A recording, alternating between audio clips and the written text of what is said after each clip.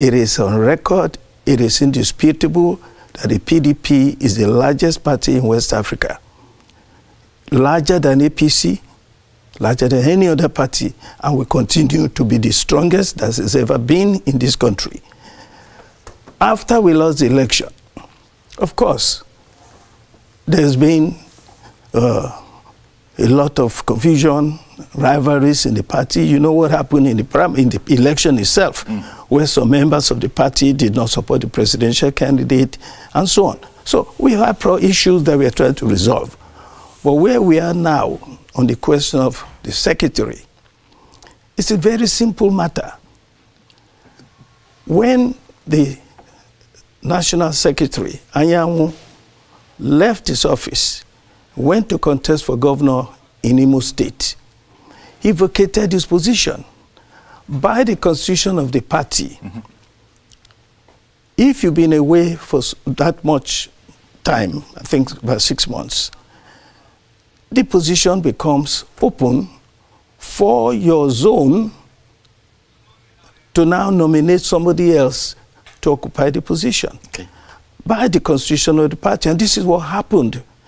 Southeast zone of the PDP met and said, we are nominating Udoye to be the national chairman, to take the position that has been zoned to the southeast so that it will not be vacant. That's what happened. Now, Anyanwu came back. This is just to see clearly what is going on. Anyanwu came back and said he wanted his position back. Constitution says you cannot. So he took the party to court. Court came back and said, Anyanwu, you are no longer the national secretary of the party. Udoye Okoye is the substantive national secretary of the party from now on. What is going on now is simply this.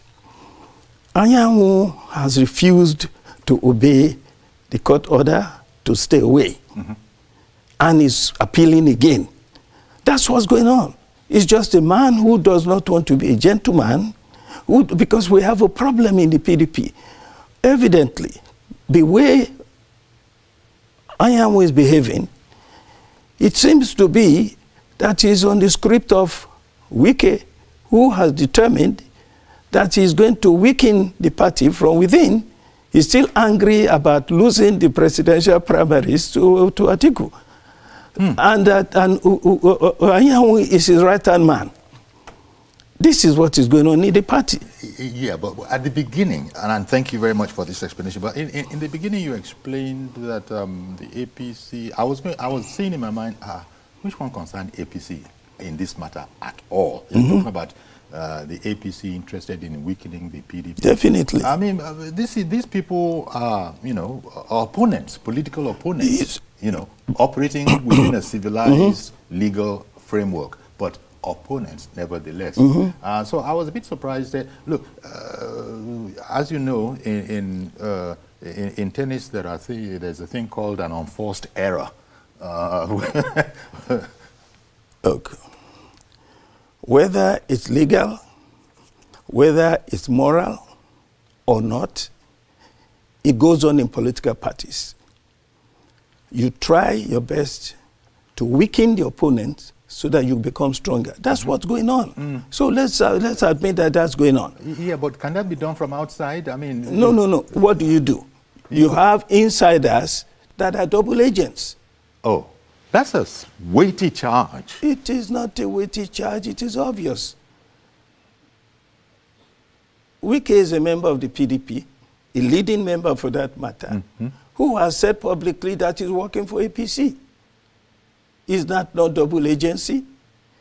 And his ally, one of his greatest allies, is our former national secretary, Anyanwu. So that's what's going on in the party.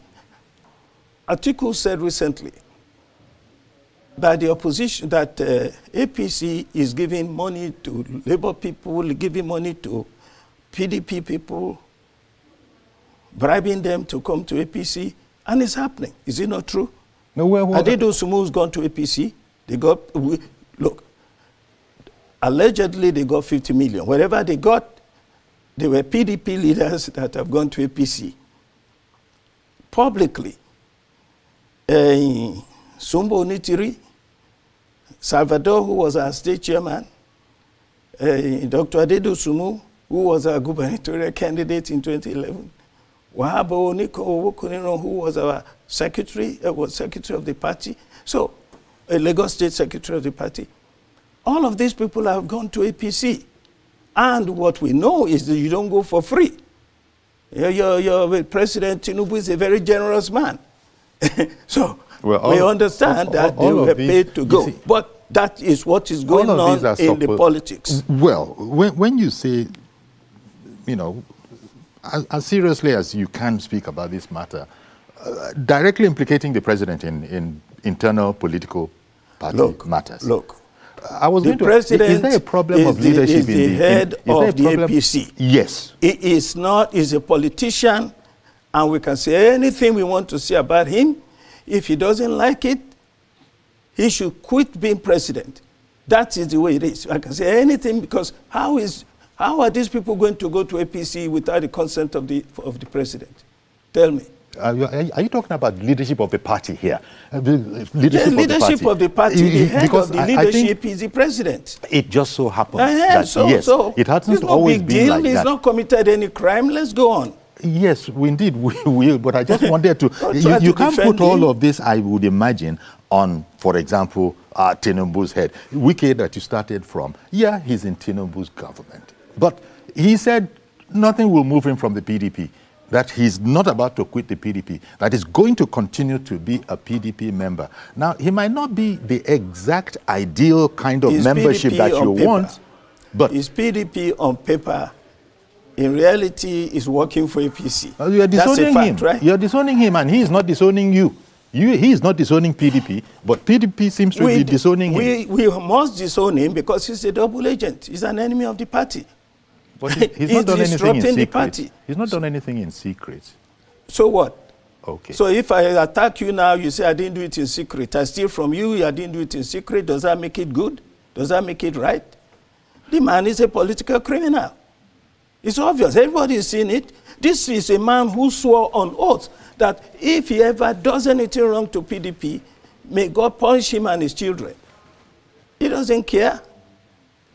There are many people in politics that will lie on their oath. You give them a Quran, they will lie. So it's no big deal. So this is what's going on in politics, okay? One man, Anyanwu, decides to disrupt the system. His own, the whole of Southeast PDP has said, Okoye is our national secretary to replace Anyanwu, who has been set aside by the law court, by the courts, and by the constitution of the party. That's what's going on. Instead of staying at home, he decides to come to office, to the meeting. That's what happened.